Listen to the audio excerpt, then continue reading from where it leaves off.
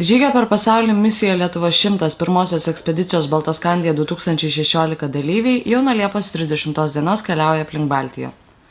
Vienas pagrindinių ekspedicijos siekių – aplankyti Lietuvai svarbias vietas ir aptikti ten kūrusių ar dirbusių iškilių lietuvių pėdsakus.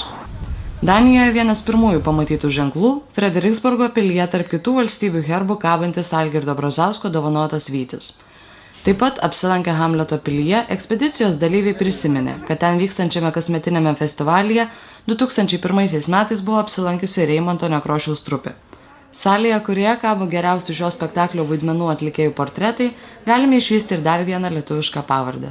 Lietuvybės pėdsakus gali užtikti pačiose netikėčiausiose vietose.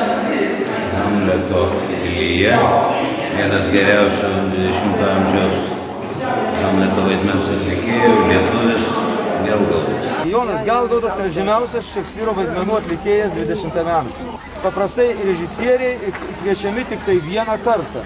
Gelgaudas buvo pakviestas net 2 kartus ir 1 kartą kaip režisierius. Reiškia, net 3 kartus buvo. Vienu didžiausių Øresundo tiltų Europoje ekspedicijos dalyviai pervažiavo į Švediją.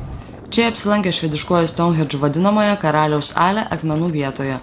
Šis vikingų laivo formos saulės laikrodis čia stovi jau 1500 metų.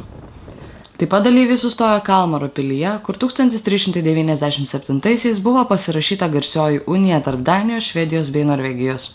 Kalmaro unija buvo unikalus faktas tuo metu Europoje ir pati Šiaurės taryba padėjo pamatus Europos Sąjungai. Tai galima sakyti, kad nuo Kalmaro unijos iki Europos Sąjungos praėjo keli šimtai metų, kol mes gyvename tokioje visuomenėje, kurios mes galbūt troškome ne vieną dešimtmetį ir ne vieną šimtmetį. Ekspedicijos dalyviai taip pat apsilankė ir Stokholme, kur be žinomiausių miestų vietų Baltoskandija 2016 užsuko ir į Neue Malmö aikštę. Čia nuo 1990 pavasario daugiau nei metus kas savaitę mitingavo Baltijos šalių laisvės siekius palaikę švedai. Sostinė ekspedicijos dalyviams aprodė Södertörns universiteto profesorius emeritas, švedų antropologijos ir geografijos bendruomenės narys Tomas Lunden. Rugpjūčio 8 dieną Stokholmo universitete vykusioje 5-ojoje Baltoskandija 2016 konferencijoje jis skaitė pranešimą. Jo metu Tomas Lunden priminė, kad profesorius Kazys Pakštas yra gavęs retą apdovanojimą – Stokholmo universiteto medalį. Antrasis pranešėjas, Umeå universiteto geografijos ir ekonomikos istorijos katedros docentas, Švedijos nacionalinio geografijos komiteto pirmininkas Olof Stjernstrom kvietė lietuvius diskutuoti apie istorijos vertę.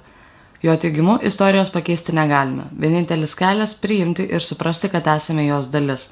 Žygio per pasaulį misija Lietuva 100 dalyviams jis linkėjo keliauti ne dėl istorijos, o tam, kad ją sukurtume.